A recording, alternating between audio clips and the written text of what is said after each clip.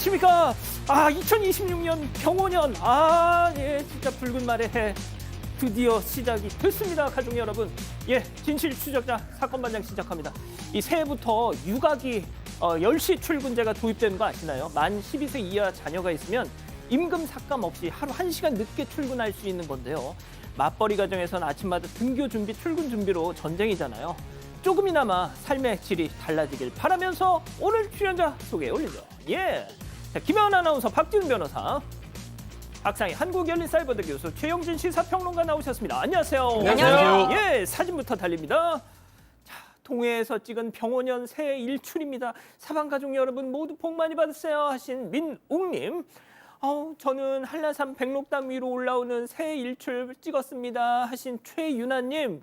예, 새해 아침 태양 주변에 햇무리가 떴네요. 올 한 해 예감이 완전 좋습니다 하신 신미향님.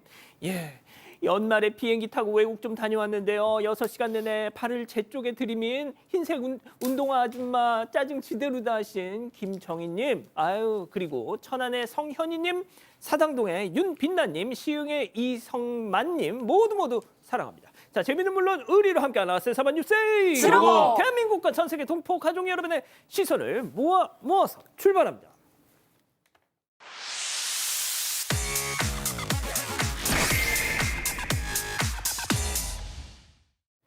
자, 달려볼까요? 저 주세요. 자, 엄청난 인기몰이를 하고 있는 넷플릭스의 흑백요리사 시즌2 이 최대 수혜자로 꼽히는 인물인데요. 의외의 사연이 전해졌습니다. 영상 만나보시죠. 자, 고기를 굽고 나르고 한 상 저렇게 가득 차려놨건만 아무리 기다려도 손님은커녕 파리만 웽, 가게는 텅텅, 전화는 뚜뚜, 사장님은 발만 동동. 자, 바로 그때 옆 테이블에 앉은 남성, 사장님 그 고기 저 주세요. 하더니 야무지게 한 쌈을 가득, 그렇게 4인분을 추가로 냠냠. 그런데 저 사람 얼굴을 누군가 봤더니 김하나 아나운서 누구죠? 자, 여러분 알아보시겠어요? 흑백요리사 시즌2에서 5만 가지 소스를 알고 있다는 유행어를 보여주며 맹활약을 펼치고 있는 아재맹수 임성근 셰프입니다. 1등으로 탑7에 진출하면서 큰 인기를 얻고 있는데요. 이런 상황에서 임성근 셰프의 미담이 전해졌습니다. 지난달 27일에 경북 김천의 한 석쇠불고기 식당에 10명 단체 예약이 접수가 돼서 업주가 고추장 맛 6인분에 간장 맛 4인분, 예약받은 총 10인분을 준비를 했는데요. 이른바 노쇼라고 하죠. 손님들이 나타나지도 않고 연락도 닿지가 않는 겁니다. 그런데 마침 이 식당을 찾은 임성근 셰프가 식당 업주의 사연을 전해 듣고 미리 구워둔 고기 달라면서 주문을 했다고 해요. 식당 업주가 고맙다면서 SNS에 이 사연을 직접 소개하면서 일화가 알려지게 됐습니다. 아니 그럼 혼밥 하러 와서 몇 인분을 냠냠한 건가요? 4인분입니다. 헉. 고기 장인 아니겠습니까? 갈비. 화면으로 봐도 진짜 맛있게 만드는 이제 임성근 셰프인데, 지금 SNS에 본인이 밝힌 바에 따르면 예. 이 노쇼가 딱 생겼고 10인분이 만들어져 있는데 결국은 미리 구운 고기이기 때문에 어떻게 방법이 없어서 본인이 옆에 있다가 내가한테 달라라고 얘기했고 4인분을 그 자리에서 뚝딱 다 먹었다고 합니다. 박 변호사님이라면 10인분 다 드셨을 텐데. 저는 더 시키죠. 네. 좀 남은 거 없습니까? 더 시킬 수도 있는데 4인분 드시고 너무 맛있다고 하고, 특히 SNS하고 영상에 이 고기 맛있다고 올렸다고 해요. 또 그리고 사장님한테 뭐 고기 장인 아니겠습니까? 특급 레시피는 또 다시 또 알려줬다고 합니다. 사장님도 아마 그거 듣고 조금 더 맛있게 만들었지 않을까 생각도 해봅니다. 그렇군요. 좋습니다. 예, 다음 이어가죠. CCTV 속 무개념 이웃입니다. 자, 충격적인 이웃의 실체 제보 영상 만나보시죠. 자, 새벽 시간 골목길을 걸어오는 저 남녀 좀 보세요. 차를 향해서 침을 퇴! 그리고 발로 쾅! 이번엔 말이죠. 비틀비틀 계단 오르더니 현관문 앞에 또다시 퇴! 자, 또 다른 날은요. 뚜벅뚜벅 올라오더니 이거 뭐야? 이씨, 하면서 문 앞에 놓인 가방을 휙휙 널브러진 가방을 놔둔 채 지네 집으로 가고 있습니다. 뭐 하는 겁니까? 교수님. 네. 경기도 시흥의 한 빌라에 거주 중인 분께서 제보를 하셨어요. 지난해 새로 이사 온 이웃이 3개월 전부터 저렇게 행패를 부리고 있다고 하셨습니다. 남의 현관문에 침을 뱉거나 앞에 있는 택배를 저렇게 훼손하는 거는 뭐 기본이고요. 이 제보자 차량에 침도 뱉고 발로 차고 차량 라이트까지도 훼손했다는 거예요. 뿐만 아니라 주말에는 건물 밖에서 고성을 지르는 등의 민폐 행위를 계속하고 있다고 합니다. 자, 최영진 평론가, 이사 온 건 작년인데 갑자기 3개월 전부터 행패라. 무슨 억하심정에? 주차 문제였습니다. 그러니까 여기 빌라가 이제 10세대가 사는데 주차가 5대밖에 안 됐던 거예요. 그런데 이 3개월 전에 윗집 남성이 기존 차량 한 대 외에 오토바이를 한 대 더 추가로 주차하려고 했다는 겁니다. 더욱이 본인 주차를 위해서 먼저 주차한 이웃들에게 차량 좀 이동해 주세요. 이런 요구까지 했다고 하는데요. 이 과정에서 이웃과 여러 차례 좀 다툼도 벌어졌고 이때부터 행패를 부렸다고 합니다. 제보자는 혼자 거주 중이라서 남성에게 직접적인 항의를 하지 못했다고 전했고요. 자, 그러나 이 제보자 해당 남성을 재물손괴 및 경범죄 등 혐의로 경찰에 신고했고 현재 조사가 진행 중이라고 밝혔습니다. 그렇군요. 좋습니다. 다음 이어가죠. 끊이지 않는 화분 사랑입니다. 자, 첫 번째 제보 영상 만나보시죠. 자, 건물 안으로 들어오는 남성, 계단 옆에 놓인 화분을 보더니 그놈 참 내 스타일이구먼. 자, 가더니 말이죠. 차차차차차차, 아이고 허리야, 아이고 하면서도 기어이 들고 도망을 가고 있습니다. 한국인의 화분 사랑 정말 누가 논문 하나 써야 됩니다. 진짜. 맞습니다. 이번엔 충남 천안에 있는 제보자 소유 건물에서 발생한 사건인데요. 지난달 28일 오후에 건물 4층에서 화분을 옮기고 있던 남성이 건물 입구에 놓여 있던 제보자의 화분을 그대로 가지고 가버렸다고 합니다. 제보자는 남성이 4층에서 내려온 점을 볼 때 세입자일 수도 있다라고 생각을 하고 있고요. 본인들의 화분을 옮기던 과정에서 건물 입구에 있던 화분까지 함께 가져간 것 같다라고 이야기를 했는데요. 현재 경찰에 신고가 들어갔고 수사가 진행되는 상황입니다. 예, 두 번째 제보 영상 만나보시죠. 자, 저벅저벅 걸어오는 저 남성. 아이, 그놈 참 푸릇푸릇하네. 자, 그러더니 갑자기 문 뽑듯 저걸 쑥, 결국 쑥 픽하고 쓰러진 화분. 아이, 이제야 보기 좋네 하면서 룰루랄라 사라집니다. 아하, 화분을 싫어하는 거 보니 한국인 아닌가? 네, 이분은 화분을 사랑하고 좋아하기보다는 뭔가 화분한테 폐를 끼치는, 해를 가하는 그런 모습이거든요. 서울 동대문에서 과일 가게를 운영하시는 제보자인데요. 이 새벽에 있었던 일입니다. 새벽 2시 30분에 웬 남자가 오더만 화분에 이 해피트리를 심어놨는데 이 개업 선물로 받은 겁니다. 그것을 뽑아가는 모습이 CCTV에 포착이 된 겁니다. 가격은 한 10에서 20만 원 정도 되는데 고의적으로 뽑아갖고 훼손한 것으로 보이기 때문에 경찰에 재물손괴죄로 신고한 상황입니다. 그렇군요. 좋습니다. 자, 마지막 사연으로 가보죠. 안부 인사일 뿐이야. 자, 집단 지성의 판단을 받아보고 싶으시다면서 제보해 주신 사연 함께 들어보시죠. 안녕하세요. 저는 평범한 50대 주부입니다. 저는 2년 전 이혼을 하고 돌싱이었던 지금의 남편을 만나 재혼을 했는데요. 저희 남편은 자상하고 세심한 성격인데 모두에게 자상해서 문제입니다. 남편과 저는 같은 사무실에서 근무를 하는데요. 하루는 사무실 냉장고에 처음 보는 팥죽이 있길래 누가 준 거냐고 물었더니 그냥 아는 사람이 줬다고 하더라고요. 그런데 알고 보니 그 죽을 준 사람, 남편과 평생교육원에 같이 다니는 여성이었고 남편이 잘 먹었다는 문자까지 보내더라고요. 당시 남편은 친구가 준 건데 그럼 어떻게 거절하냐라며 억울해했는데요. 자, 그로부터 며칠 뒤에 남편과 같이 친정에 갔는데 남편 휴대전화로 전화가 오는 거예요. 그런데 남편 받지도 않고 바로 끊어버리더라고요. 그리고 곧이어 문자 한 통이 도착했습니다. 뭐야, 당신? 아니 바쁜데 뭐고요? 왜 전화고? 왜 전화를 안 받아? 문자 대답은 또 왜 안 해?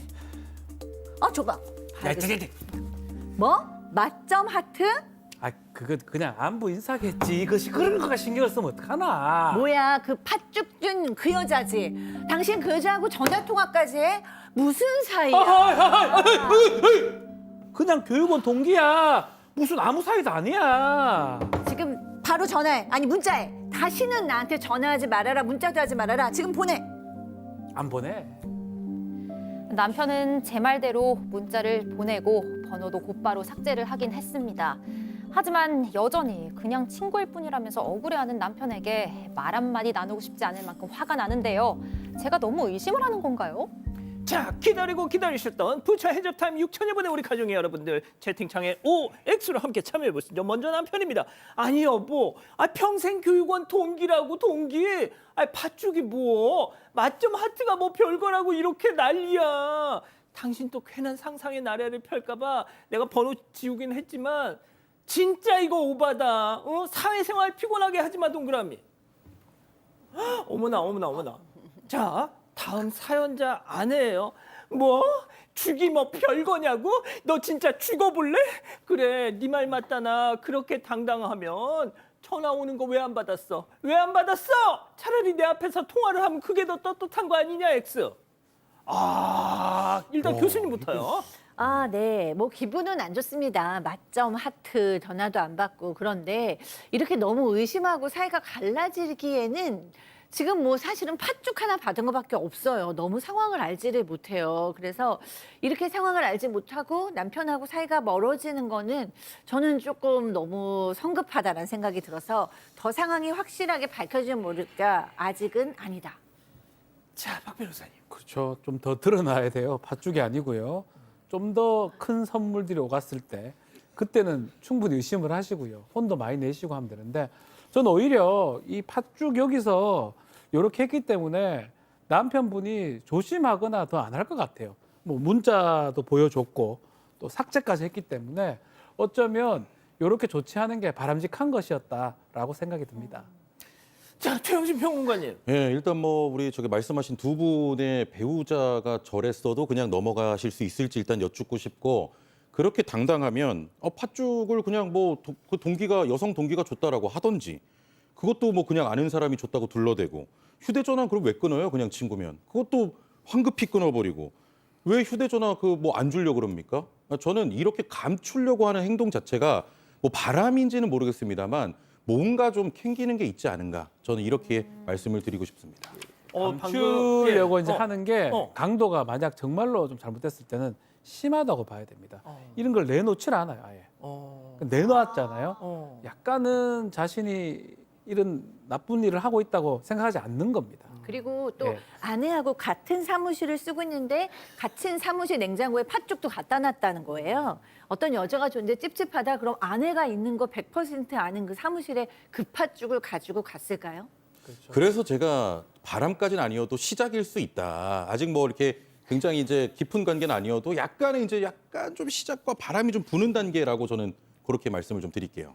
자, 우리 가족 여러분들의 판단은요?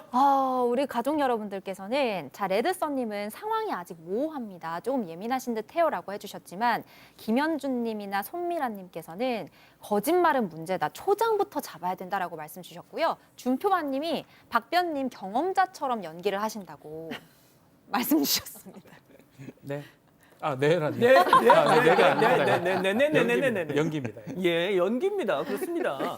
예, 제보 메일, 제보 카톡 많은 연락 주시고요. 잠시 후 돌아옵니다. 채널 고정 리모컨 돈터치.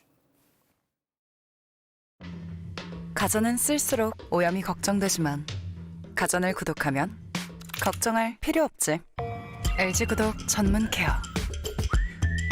전문 교육을 받은 케어 마스터가 쓰는 동안 안심할 수 있도록 전문적으로 케어합니다.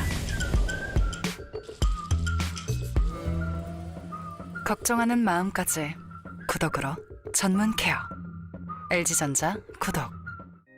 최신 연구를 통해 개발된 센소다인 리페어 앤 프로텍트는 민감성 치아 깊숙이 침투에 틈새를 효과적으로 채우고 보호해주죠. 센소다인 리페어 앤 프로텍트만의 차이를 경험해보세요. 센소다인. Here for your trip? 호텔에서 말이야. 누군가는 인생 추억을 만들었대.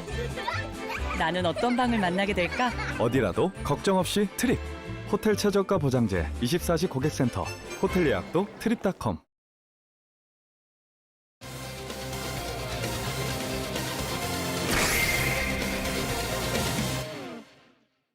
배우 겸 가수 나나 씨가 자택에 침입해 강도 행각을 벌인 남성에게 살인미수 혐의로 역고소를 당했습니다. 구속된 남성은 지인을 통해 사건 반장에 편지를 보내며 억울함을 호소했는데 나나 씨 측은 전면 부인하며 법적 조치를 취하겠다는 입장을 밝혔습니다. 그날 무슨 일이 있었는지 자세히 알아봅니다.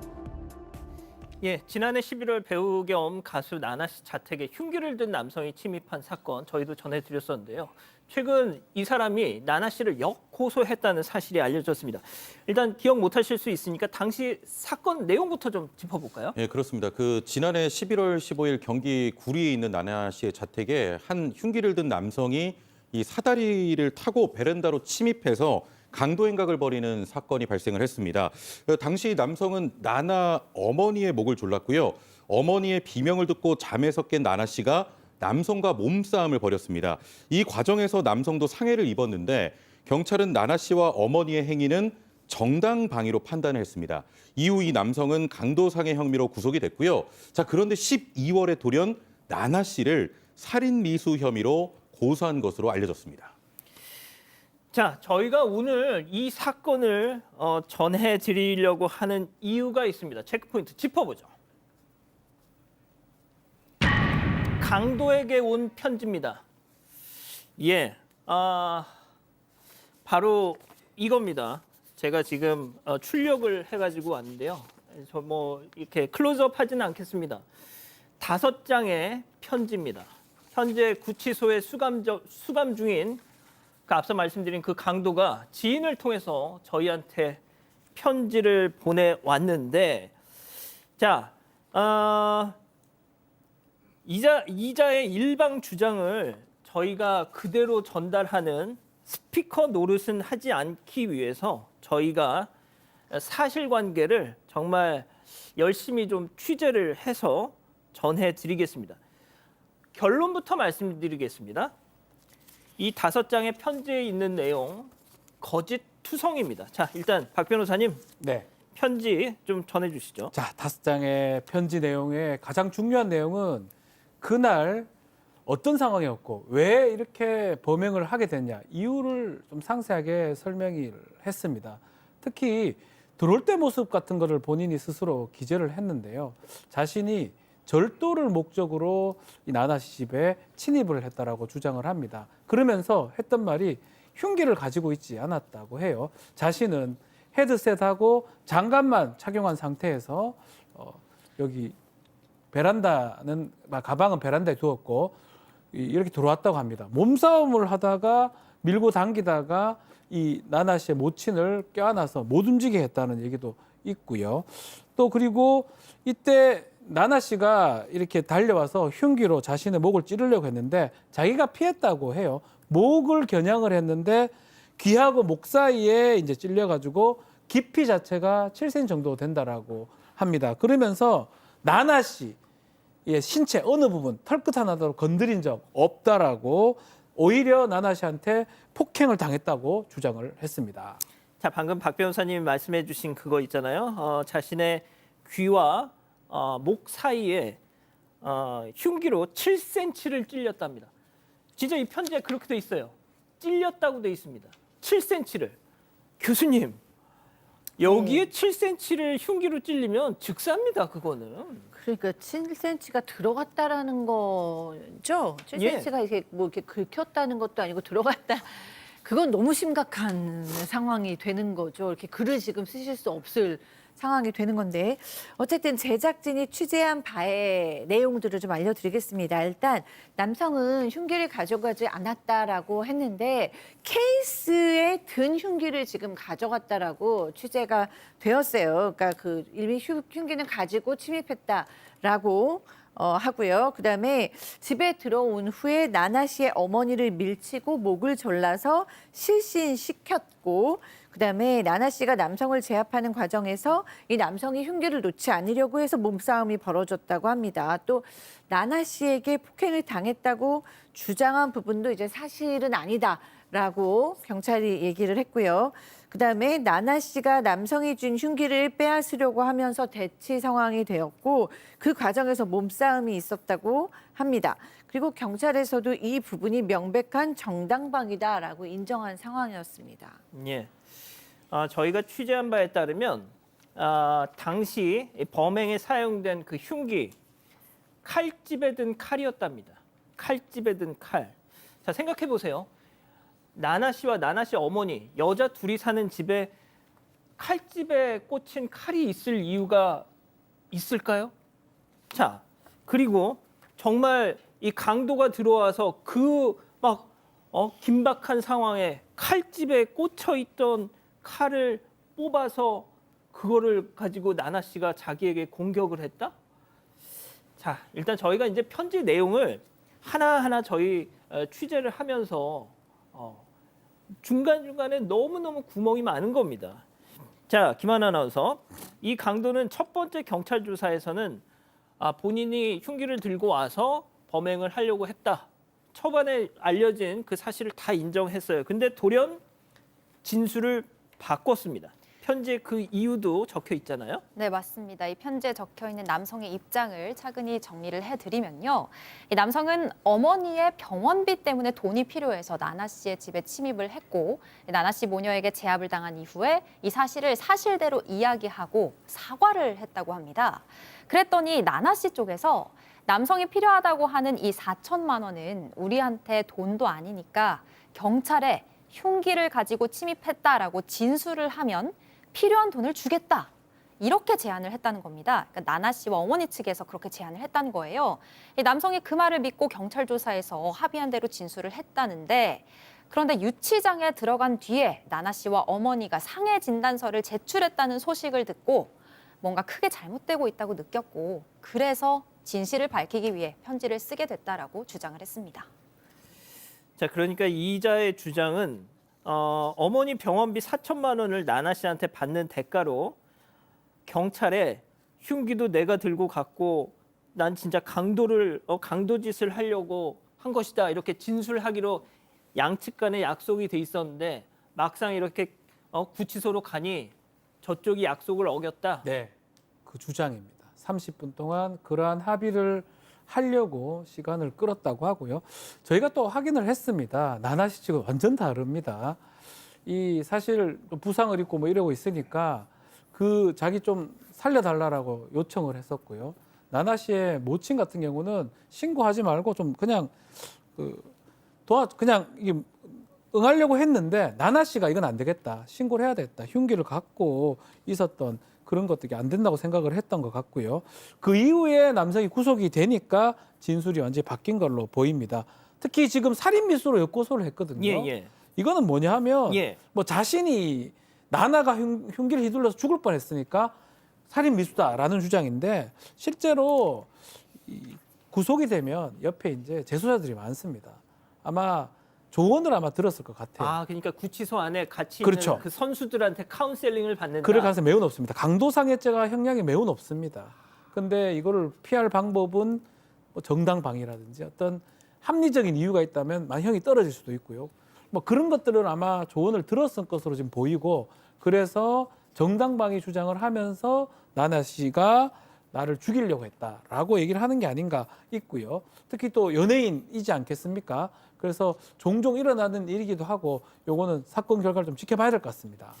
자, 최영진 평론가님, 오늘 나나 씨 소속사에서 공식 입장도 나왔더라고요. 예, 입장이 나왔습니다. 그러니까 이 사건은 수사기관의 철저한 수사를 통해서 가해자의 그 범죄 사실이 명확히 확인됐다면서 가해자는 어떠한 반성의 태도 없이 이 나나 배우를 상대로 별건의 고소를 제기하는 등 피해자가 유명인이라는 점을 악용해서 반인륜적인 행위로 2차 피해를 야기하고 있다라고 밝혔고요.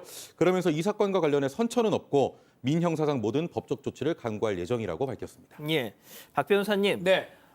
이 자의 주장을 일단 뭐 맞다고 가정을 할게요. 진짜 자기는 도둑질만 하려고 빈손으로 들어왔어요. 지금 그 강도의 사진도 저희가 입수를 해서 지금 보여드리고 있는데, 자, 그렇다고 치죠. 자, 그런데 자정에 여성 둘만 사는 곳에 괴한이 침입했습니다. 100번 양보해서 비무장 상태로 들어왔다고 쳐요. 그거 안 무섭습니까, 그럼? 무섭죠. 그러니까 만약에 그 말이 맞다고 하더라도 나나 씨 행동이 처벌받을 행동이 아닐 거예요. 그게 다 맞다고 하더라도 당연히 무섭다고 봐야 될 것 같고 저는 오히려 이 주장이 검증이 거의 될 것 같아요. 검증이 된다 그러면 고소를 했지 않겠습니까? 무고죄 또 다른 범죄가 하나 더 성립할 가능성도 배제할 수 없다. 아마 수사기관에서는 쉽게 이 모든 것을 가려낼 수 있을 것이라고 생각됩니다. 교수님, 그리고 말이죠. 이자가 이제 뭐 지금 이 편지에서는 자신의 어떤 불우한 가정 상황, 특히 뭐 어머니의 뭐 병원비 이 얘기를 하고 있어요. 그런 돈이 필요해서 남의 집 담을 넘는 사람들 많습니까? 어머니를 낫게 하기 위해서 도둑질을 하고 강도짓을 한다는 건 말이 안 되죠. 게다가 젊은 남성인데요. 어디 가서 정말 노동을 해서라도 어머니를 그렇게 치유해 드릴 수 있으려고 노력할 수 있고 또 주변에도 선한 마음으로 도움을 구했으면 주변에 있는 사람도 돕을 수 있을 거라고 생각합니다. 절대로 어머니를 위해서 내가 이런 행동을 했다라는 것으로 합리화될 수는 없는 상황입니다. 예, 이 5장의 편지 무슨 생각으로 누구에게 조언을 받고 이런 걸 써서 또 저희한테 이렇게 보냈는지는 모르겠습니다만 오히려 자승자박이 될 거라는 게 박 변호사님의 주장이었고 생각이었고 저희 생각이기도 합니다. 첫 번째 사건 마무리하고요. 두 번째 이어갑니다.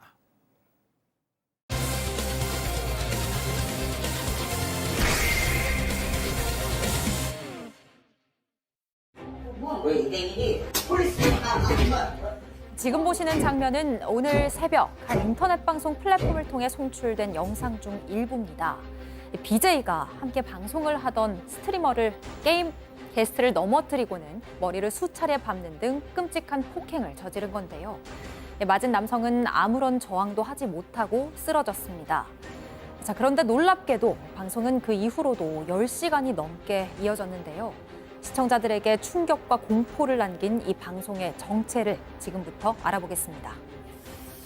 야, 오늘 새벽에 인터넷 방송 플랫폼에서 방금 그 영상이 나갔다는 건데 이게 본 사람이 엄청 많다면서요? 예, 많이 좀 보셨나 봐요. 그러니까 제보자도 오늘 새벽에 우연히 한 플랫폼, 인터넷 방송 플랫폼에 좀 들어갔다가 생방송 중인 채널 중에 맨 위에 노출된 채널을 클릭해서 이제 보게 됐다고 합니다. 그때가 새벽 4시쯤이었음에도 불구하고 시청자 수가 400에서 500명에 달할 정도로 많은 사람들이 그 채널을 시청하고 있었는데요.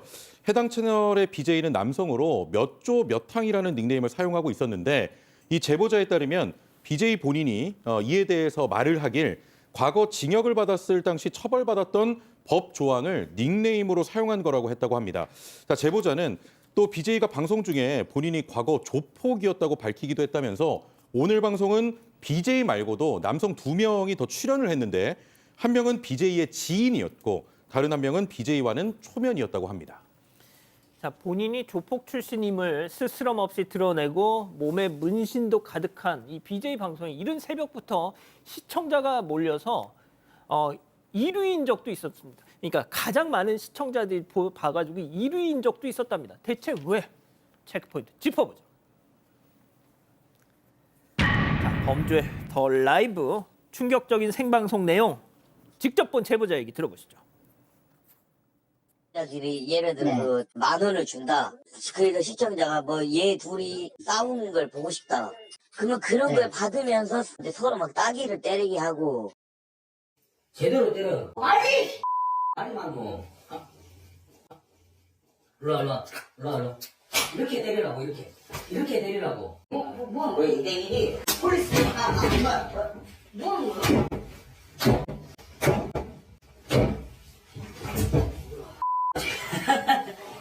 끝. 폴리스 안 되지? 그걸 장난으로 볼 수 없잖아요. 머리를 밟는다는 건 그 사람이 사망할 수도 있어요. 제가 그 보낸 게 피해자 얼굴 피 나는 것도 나왔죠. 이게 뭐 방송으로 보여드릴 수 없는 게 많아서 이 정도만 이제 보여드렸는데 좀 더 내용을 설명하면 서로 싸우는 모습을 보여달라 뭐 댓글 같은 게 있었나 봐요. 뭐 10,000원 주겠다. 이거에 대해서 실제로 싸움을 붙이는 모습이었습니다. 그 인간들이 제일 나빠 진짜. 그렇죠. 그것도 문제죠, 사실은. 그렇게 보고 댓글 달고 그렇게 했던 사람들인데 결국은 싸움을 붙이는 과정에서 좀 때려봐라 하니까 제대로 못 때리죠. 당연히 그것도 이상하고요. 제대로 못 때리니까 이렇게 때리라고 하면서 본인이 직접 폭행을 합니다. 얼굴을 가격하기도 하고요. 또 마지못해 결국은 또 그 중간에 있는 사람이 옆에 오른쪽에 있는 사람을 이 주먹을 날리기도 하고 나중에는 BJ가 직접 이제 폭행을 가합니다. 한 명을 때려서 넘어뜨리고요. 발로 머리를 밟는 모습도 보입니다. 그 다음에 이제 몸을 날리면서 멈추게 됐는데 이 한 명이 쓰러져 있는 모습은 계속 생방으로 방송이 되기도 했습니다. 자, 이게 생중계가 되게 오랫동안 이어졌다는 거잖아요. 그 피해자 상태가 좀 걱정이 되는데요. 네, 그렇죠. 정확히는 새벽 4시부터 아침 8시까지 이런 폭행이 이어졌다고 합니다. 앵커 말처럼 지금 피해자의 상태가 굉장히 걱정되는 상황인데요. 뭐 정확히 어디가 얼마나 어떻게 다친 건지 알 수 없지만 방송 중에 피해자 얼굴에 피가 흐르는 모습이 잠깐 잡히기도 했습니다. 그리고 이 카메라 밖으로 피해자의 웃음소리가 좀 흐흐 하면서 짧게 들리니까 BJ가 웃어? 웃냐? 이렇게 말하는 장면이 있었는데요. 이에 대해서 제보자는 피해자가 머리를 집중적으로 밟혔기 때문에 폭행 직후 순간적으로 당시 상황을 기억하지 못하고 웃은 것 같다라고 이야기를 했습니다. 그러면서 얼굴이 많이 부었고 눈 주변으로 출혈도 있었고 발도 골절된 것 같았다라고 전했습니다. 실제 당시 실시간 채팅창에도 얼굴이 찢어진 것 같다, 병원에 데려가야 하는 거 아니냐 이렇게 폭행을 당한 피해자를 걱정하는 글들이 올라오긴 했다고 합니다. 자, 피해자를 데리고 병원으로 데려갔습니다. 자, 심지어 그 병원으로 데리고 가는 상황도 라이브로 방송을 해요. 자, 그런데 이 BJ가 병원에서 황당한 얘기를 했습니다. 제보자에게 들어보시죠. 근데 계속 회유를 하는 거죠. 나 감옥 또 보낼 생각이냐. 계속 가스라이팅 하면서 지금 병원에 둘이 지금도 방송 중이거든요. 이제 상해잖아요, 이게.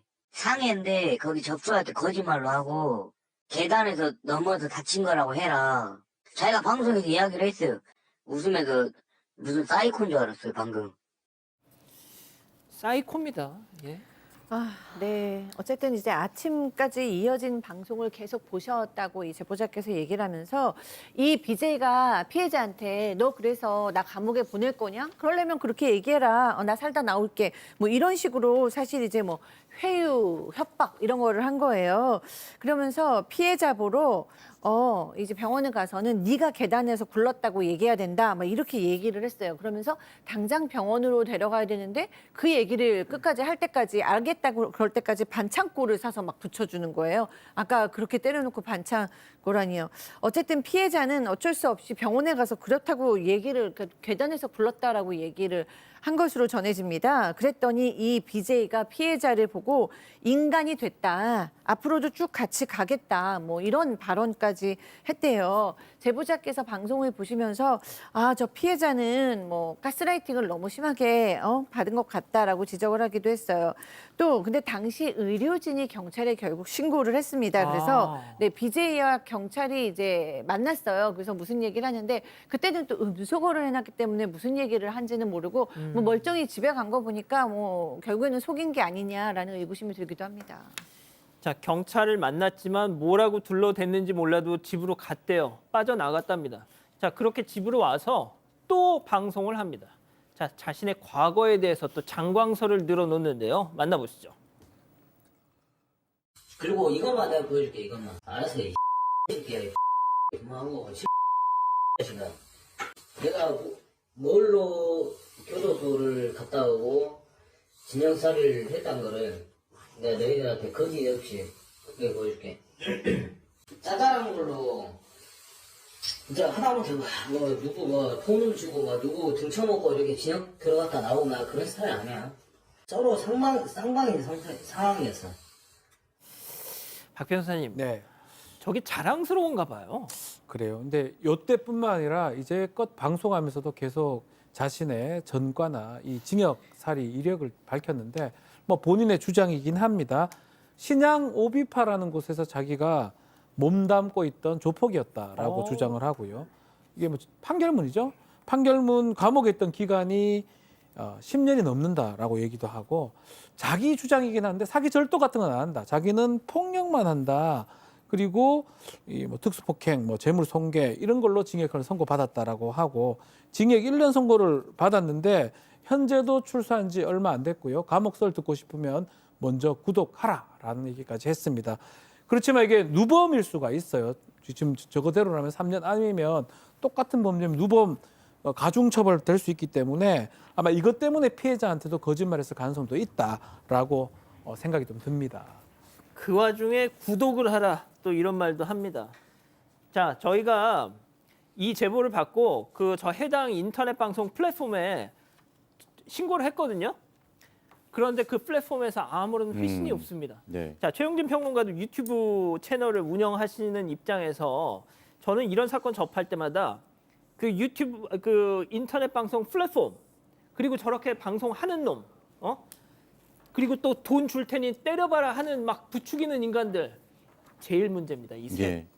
그러니까 이런 일이 왜 생기냐면 이제 방송 환경의 좀 변화라고 봐야 되는데 예전에는 방송은 방송국만 주체가 돼서 했는데 지금은 누구나 이 방송을 할 수 있는 시대로 바뀌었습니다. 그러니까 과거의 조폭 그리고 범죄 이력이 있는 사람들조차도 이 문턱이나 허들이 없는 거예요. 그러다 보니까 이게 이 유튜브 혹은 저런 플랫폼에서의 경쟁이 굉장히 치열해졌습니다. 그래서 자극적이고 선정적인 걸로 콘텐츠를 삼아서 방송을 하는데 문제는 이걸 소비하는 시청자들도요. 처음에는 와 뭐야 이거 왜 이래 라고 했다가 거기에 중독이 되어버립니다.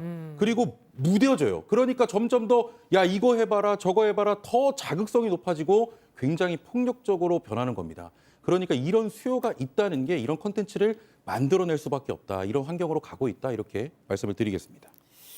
예, 좋습니다. 두 번째 사건 정리하고요. 별별 상담소 이어갑니다.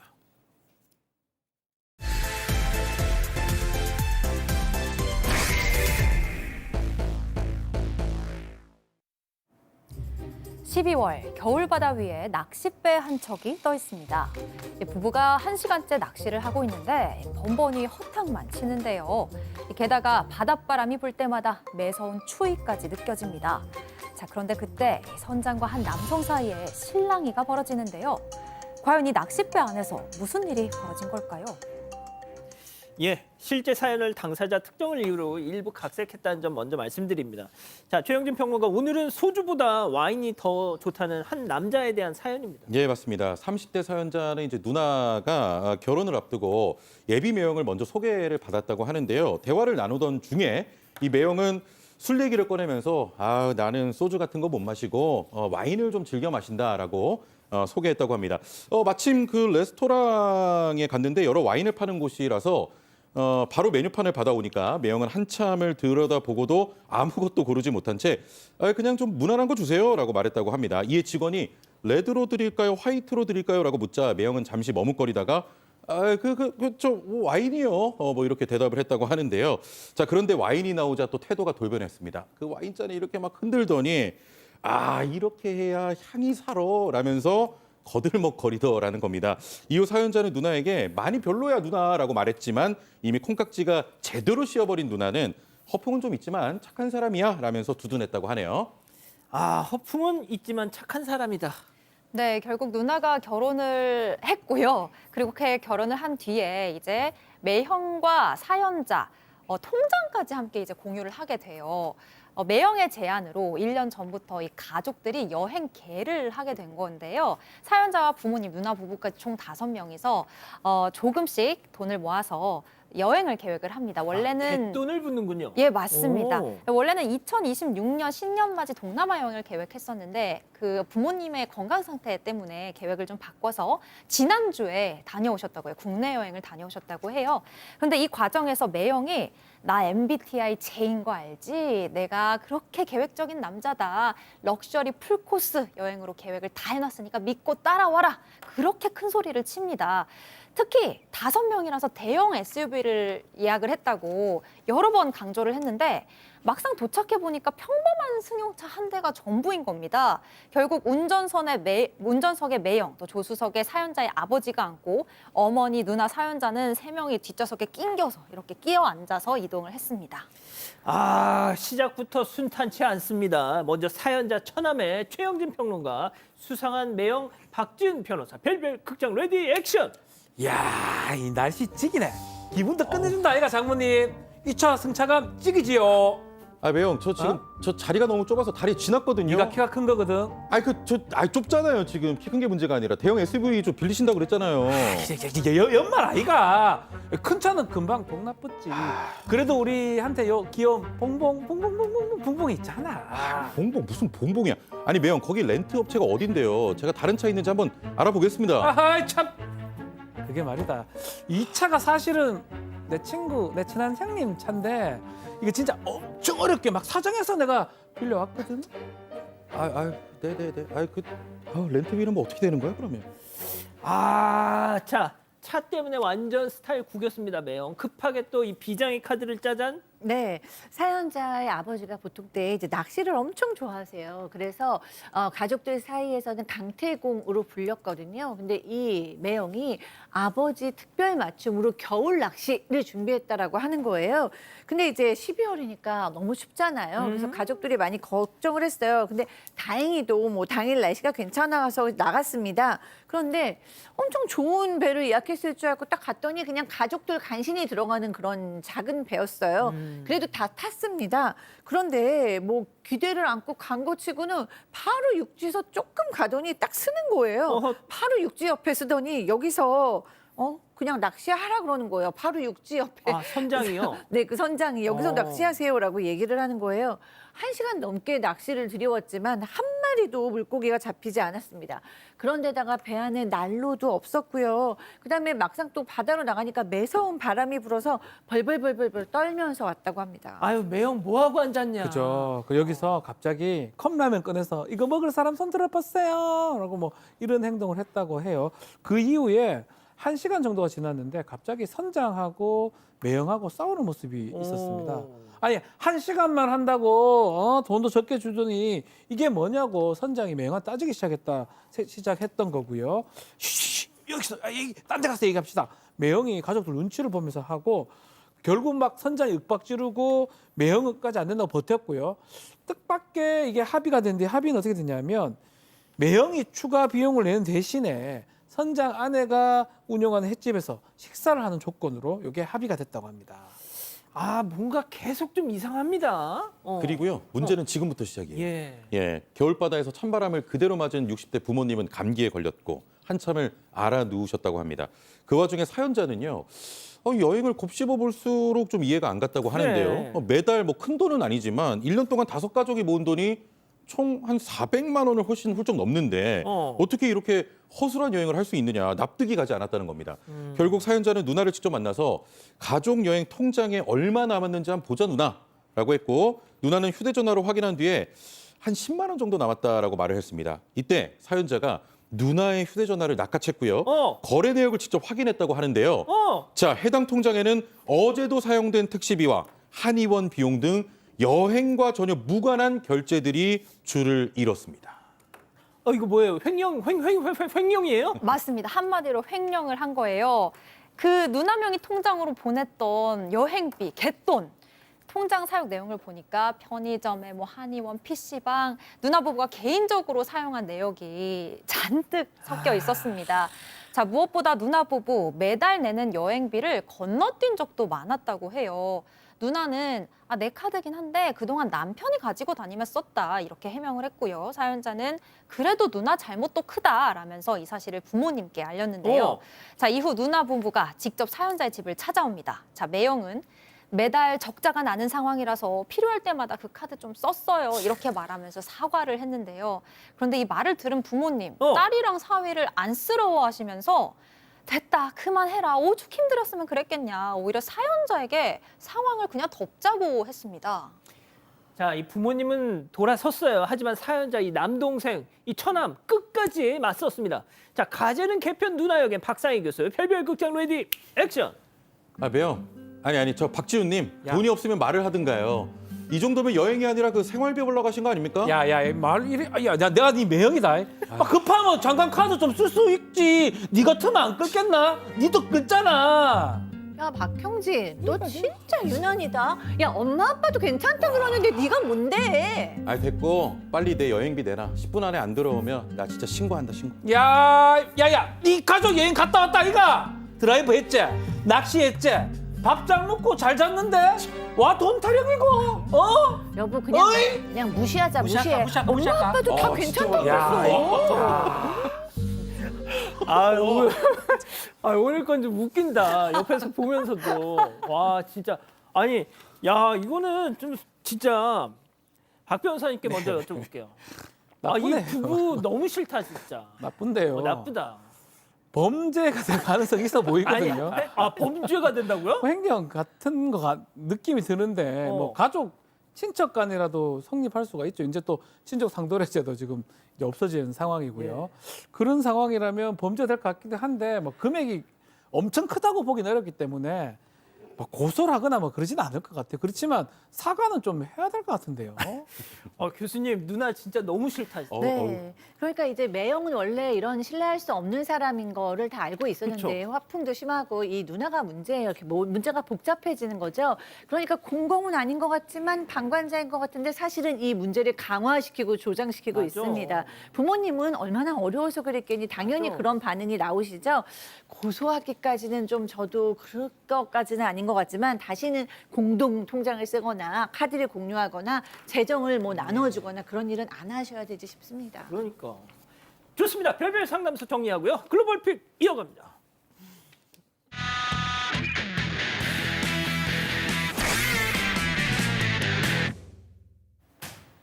마당 수영장에 인기척 하나 없는 늦은 밤, 번쩍이는 불빛과 함께 차량 한 대가 공중으로 튀어오릅니다. 차량은 그대로 마당 지붕에 쿵 떨어지고 마는데요.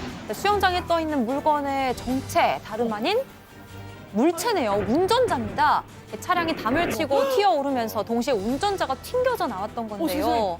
난데없는 굉음에 마당으로 나온 집주인 운전자를 발견합니다. 그리고는 황급히 다가가서 몸을 살피는데요. 설마. 자, 운전자는 물에 떨어지면서 가벼운 경상을 입었다고 합니다. 경찰은 음주운전을 의심 중이라고 하는데요. 마당이 엉망이 된 집주인을 위해서라도 철저한 조사를 해야 할 것 같습니다. 와, 다음 이어갑니다.